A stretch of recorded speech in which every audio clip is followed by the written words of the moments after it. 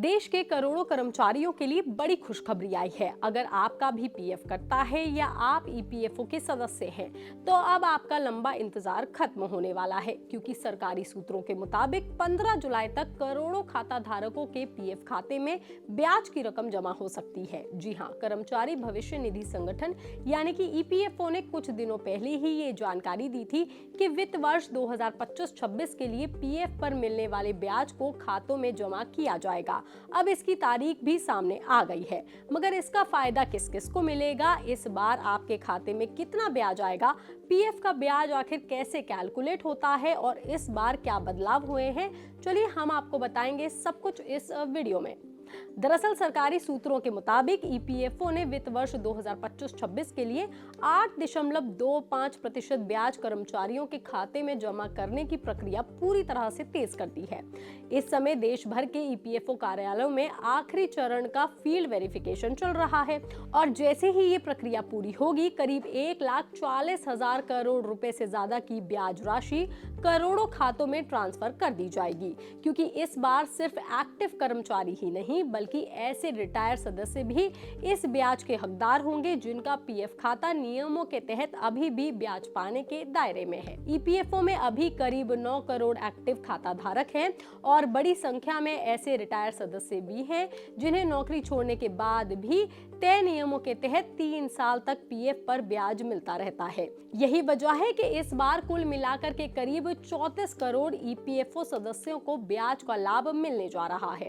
अगर आपको पिछले साल याद हो तो पीएफ का ब्याज कर्मचारियों के खाते में पहुंचते पहुंचते अक्टूबर और नवंबर तक का समय लग गया था, लेकिन इस बार नई ऑटो प्रोसेस व्यवस्था की वजह से जुलाई में ही ब्याज क्रेडिट होने जा रहा है। यानी कि कर्मचारियों का इंतजार पहले के मुकाबले काफी कम हो गया है और अधिकारियों का ये भी कहना है कि आने वाले सालों में ये प्रक्रिया इससे भी ज्यादा तेज हो सकती है, क्योंकि ईपीएफओ ने हाल ही में अपने पूरे सिस्टम को अपग्रेड किया है ताकि ईपीएफओ से जुड़ी सभी कामों को गति मिल सके। अब सबसे बड़ा सवाल ये है कि आखिर आपके खाते में कितना ब्याज आएगा, तो इसका जवाब आपके ईपीएफओ खाते में जमा कुल रकम पर ही निर्भर करता है, क्योंकि ईपीएफओ हर सदस्य को एक तय ब्याज दर उसकी जमा राशि पर ही देता है। यानी कि जितना ज्यादा पैसा आपके पीएफ खाते में जमा होगा, उतनी ही ज्यादा ब्याज आपके खाते में जुड़ जाएगी। इस साल सरकार ने पीएफ जमा पर 8.25% सालाना ब्याज देने का फैसला किया है। तो मान लीजिए अगर पूरे साल में आपके पीएफ खाते में कुल 1,20,000 रुपए जमा हुए हैं, तो 8.25% के हिसाब से आपको करीब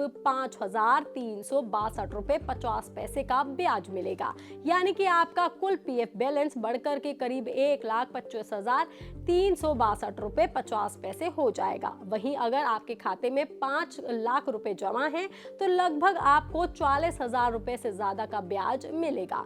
मगर बहुत से लोगों को लगता है कि पूरे साल जमा हुई रकम पर एक साथ ब्याज जोड़ दिया जाता है, लेकिन ऐसा नहीं है। ईपीएफओ हर महीने आपके पीएफ खाते के क्लोजिंग बैलेंस पर ब्याज की गणना करता है और इसके बाद ही वो पूरे वित्तीय वर्ष का कुल ब्याज 31 मार्च को जोड़ करके आपके खाते में क्रेडिट कर देता है। यानी कि अगर सालाना ब्याज दर 8.25% है, तो पहले इसे 12 महीनों में बांटा जाता है। इस हिसाब से हर महीने की ब्याज दर लगभग 0.6875% होती है और इसी दर के हिसाब से हर महीने के क्लोजिंग बैलेंस पर ब्याज की गणना की जाएगी। मतलब मान लीजिए आपने 1 अप्रैल 2025 से नौकरी शुरू करी और हर महीने आपके पीएफ खाते में 10,000 रुपए जमा हो रहे हैं, तो अप्रैल के आखिर में आपके खाते में 10,000 रुपए होंगे, जिस पर लगभग आपको 68 रुपए 75 पैसे का ब्याज मिलेगा। वहीं मई में खाते का बैलेंस बढ़कर के 20,000 रुपए हो जाएगा, तो मई महीने का ब्याज करीब 137 रुपए 50 पैसे हो जाएगा और उसी के साथ ब्याज की रकम भी बढ़ जाएगी। इसलिए अगर पूरे साल हर महीने 10,000 रुपए जमा होते हैं, तो अगले साल मार्च 2026 के आखिर तक आपके पीएफ खाते में कुल 1,20,000 रुपए जमा हो जाएंगे। इस तरह पूरे वित्त वर्ष का कुल ब्याज करीब 5,362 रुपए 50 पैसे बनता है। यानी कि अगर पूरे साल में आपके पीएफ खाते में 1,20,000 रुपए जमा हुए हैं, तो 31 मार्च 2026 तक उस पर ब्याज जोड़ने के बाद आपका कुल पीएफ जो बैलेंस होगा वो 1,25,362 रुपए 50 पैसे हो जाएगा। इसके बाद यही रकम अगले साल यानी कि अगले वित्त वर्ष का ओपनिंग बैलेंस बन जाएगी। अप्रैल में नया पीएफ योगदान जुड़ने के बाद महीने के क्लोजिंग बैलेंस पर फिर से ब्याज की गणना शुरू होती है, यानी कि हर साल आपका पीएफ सिर्फ नई जमा राशि से नहीं बल्कि पहले से मिलने वाले ब्याज पर भी बढ़ता रहता है। ये खबरी जानकारी आपको कैसी लगी, आप हमें कमेंट करके जरूर बताएं। बाकी तमाम खबरों के लिए आप देखते रहिए लोकमत हिंदी।